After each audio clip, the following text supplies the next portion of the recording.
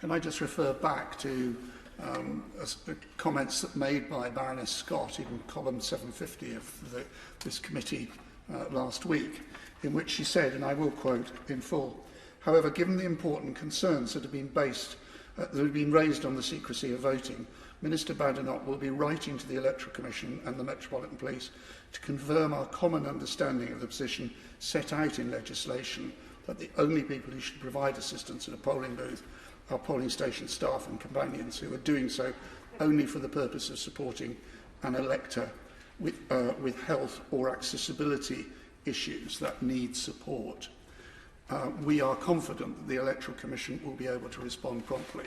The reason I'm raising this is that the Minister has written to the Electoral Commission and to the police last week, and in very, very clear terms, which I think covers the points that were made by, I think, every member of this chamber, emphasising that there should be no element of doubt. Now, you'll note, members will note, that the reference was that the Minister hoped that people would respond promptly, that the Electoral Commission and the police would respond promptly. And again, I quote from the letter that the Minister wrote to those two organisations, and in the penultimate paragraph, she says, "I would be grateful for a quick response to reassure Parliament that secrecy of the ballot is upheld at those polls, i.e. in May, or the government may be minded to strengthen the law in this area given the constitutional importance." I do hope that both the Electoral Commission and the Metropolitan Police will respond promptly so that this matter doesn't have to come back at report, which it may well have to do so. I thank you, the House, for the indulgence in dealing with that, but I did think it's important given the general view that was expressed.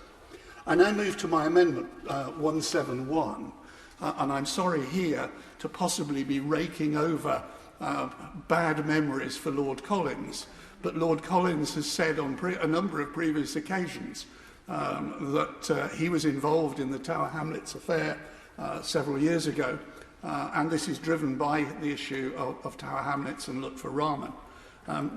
Lutfur Rahman was banned for 5 years, and this may be where Baroness Hayman's question as to why 5 years comes, because that was the maximum penalty available to the Elections Court.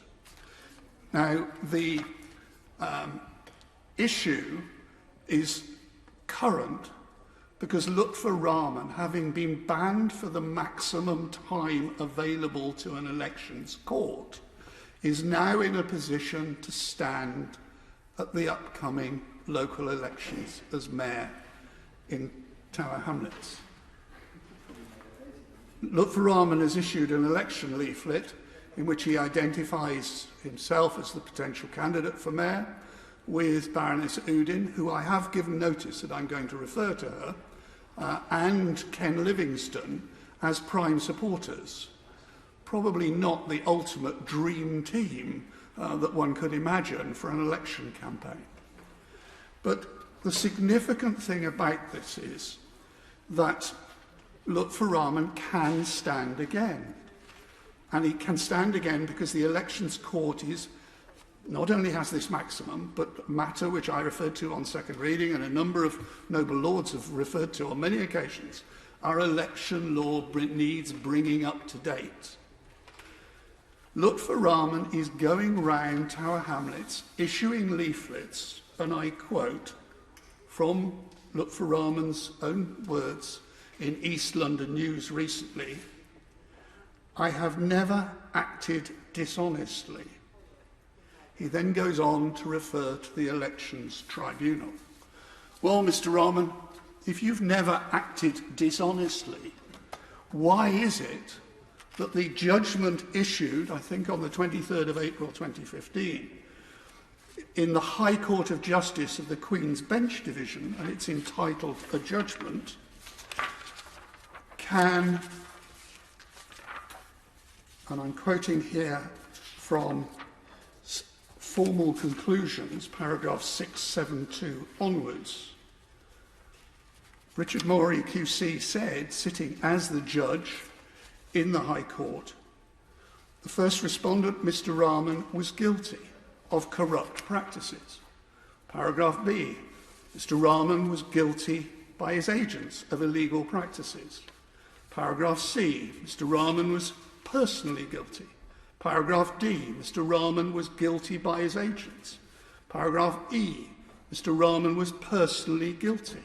Paragraph F, Mr. Rahman was personally guilty. There's 7 different offences of which he was found guilty. There are 2 others where he was found guilty with other people.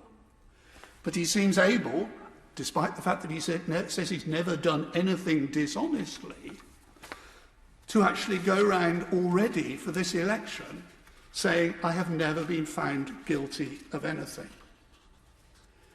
The judgment by Richard Murray is quite interesting and depressing because it shows the extent to which Lutfur Rahman and others were willing to go. In paragraph 248, Mr. Murray says he refers to Mr. Rahman's close cronies, some of whom have little to recommend them beyond blind loyalty to their leader. And at a later stage, Mr. Murray says, and I quote from paragraphs 295 and 296, as a generalisation, politicians avoid answering the questions. Mr. Rahman exemplified this trait to an extreme level. Faced with a straight question, he proved himself almost pathologically incapable of giving a straight answer. 298, sadly it must also be said that he was not truthful. In 1 or 2 crucial matters, he was caught out in what were blatant lies. My lords, Lutfur Rahman has said, and I quoted earlier, he says he's never acted dishonestly. This judgment is a series of almost a litany of offences that we can only imagine. The decision, the judgment given by Richard Murray was referred to the Solicitor's Disciplinary Tribunal, who, and again I quote, the matter was heard on the 18th to the 20th of December 2017. Mr. Rahman was struck off the roll. So we have somebody who has been not allowed to continue his office as mayor, who has been struck off a solicitor's roll, who was banned for the maximum available and is now entitled to stand again for that role. He's also issuing leaflets, issuing messages going round saying, people claim that I was found guilty of corruption. These claims relate to an election tribunal. They don't relate to an election tribunal. They relate to an election court. It goes on to say that 2 lords, Lord Justice Lord Jones and Mr. Justice Silverstone, said the findings did not amount to a finding of criminal guilt. They amounted to breaches of election law in 7 different ways. My lords, Lutfur Rahman is appealing for votes in a sectarian manner in Tower Hamlets. He's not appealing for the votes in the interests of any broad community.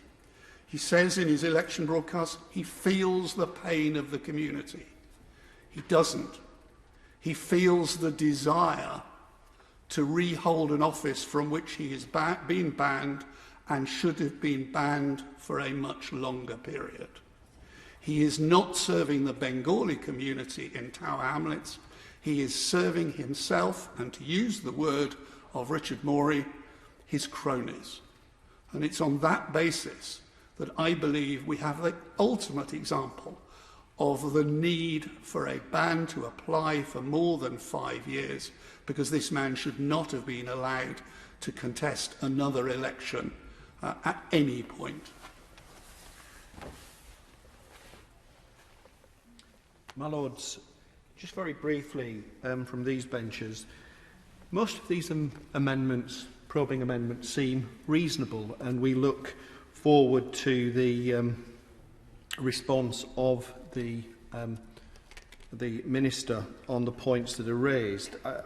I'll just raise 4 points. First of all, it's always a pleasure to follow the noble Lord Hayward, and I've listened throughout committee to his detailed analysis of what's happened in Tower Hamlets. And I think it's important as we go through the bill that we must remember what's happened in Tower Hamlets, but we must not use Tower Hamlets as the sole basis to make the law of the land. It has to be, we have to listen to what's happened there, but I think it has to be much wider